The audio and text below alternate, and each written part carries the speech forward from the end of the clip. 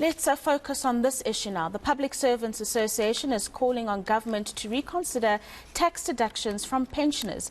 The PSA says pensioners already have a little to no income to meet their basic needs. For more on this, I'm joined by Jannie Oosthuizen from the Public Servants Association. Thank you very much for your time this morning, Jannie. And I think that this is not a conversation that we should be having. Given that they are pensioners, it should have been something that is afforded to those who've retired, that they don't have to worry about paying a chunk of their reduced earnings to the government in the form of tax. So in your engagement, what is it that you are talking about with these related stakeholders right now? Good afternoon to all of you and the listeners. Thank you for hosting us. Yeah, well, our main concern is the tax rate that was just unilaterally, we call it unilaterally deducted from these pensioners, that has also contributed to this country. And now, when, as you correctly stated, when they need to go and relax and retire, then they've been actually unduly they were hit by this new law. Now, the GPF has draft letters. We agree to that. They have draft letters to these people to opt out of the tax rate of SARS, or the other option was then to continue with the pay-as-you-earn option.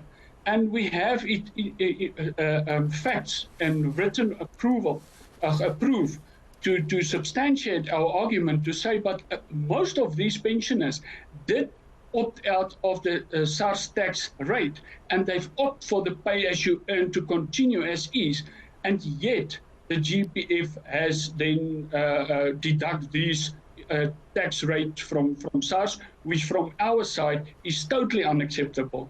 You cannot ask me to provide an option, and when I exercise my option and give you the option, then you went and still deduct as SARS as directed. That is totally uncalled for from the PSA side.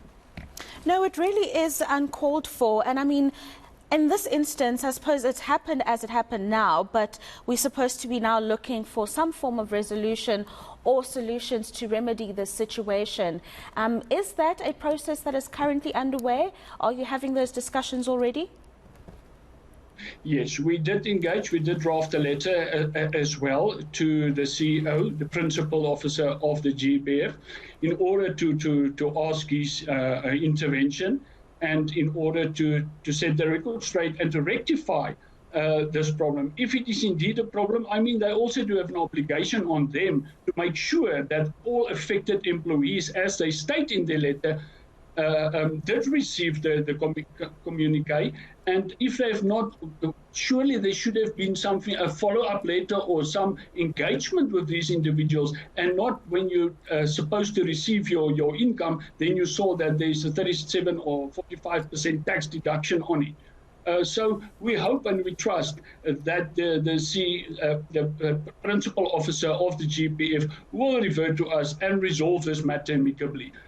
We heard that it might be an administration problem, but then they need to fix the administration problem in order to ensure that these pensioners' situation is being corrected and they receive the money that is due to them in order for them to make ends meet. Because at this stage, they even struggle to make ends meet with the little income that they do receive.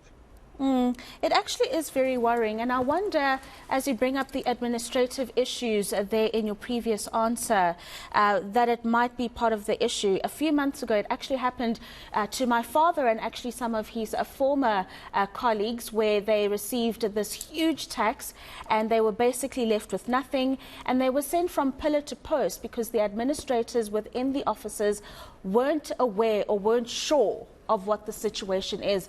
So that miscommunication is also going to be something that needs to be addressed, because people are ultimately going to get this tax imposed on them, and they won't get their money back if there's no straight line of communication and an understanding throughout the involved organizations. We fully concur with your statement. I mean, we've got it on good authority that when they phone the GPF or the Government Pension Administration Agency, they refer them to SARS. When they phone SARS, they refer them back to the GPF. And so they've been referred from pillar to post, and there's no resolution. And I do not think that South Africa, in this democratic country of us, we can treat our pensioners like that. I mean, it is totally unacceptable, and the PSA will do anything in its to apply pressure, the necessary pressure, and make sure that these people's statuses are correct, and that the forms that they've opted, the choices, will be implemented accordingly to their choice. Yes, we do know that there might now be administration and reimbursements and what you want to call it, but surely it is in the powers of those people to make sure that these people are being treated correctly and that their financial status is being corrected as they have opted and the choices that they have selected. And then just a final thought from you, the communication for these pensioners. I remember the reason that my father was told when he was taxed that huge amount of tax from his pension was that he was sent an email prior to that, which he didn't respond to. Obviously, he didn't see the email, and this is the situation across many of these pensioners. So perhaps the communication to these pensioners so that they're able to make that decision that you talk about needs to be changed, a phone call or something that they can directly see at an early stage of this process. I don't know what your thoughts on that would be.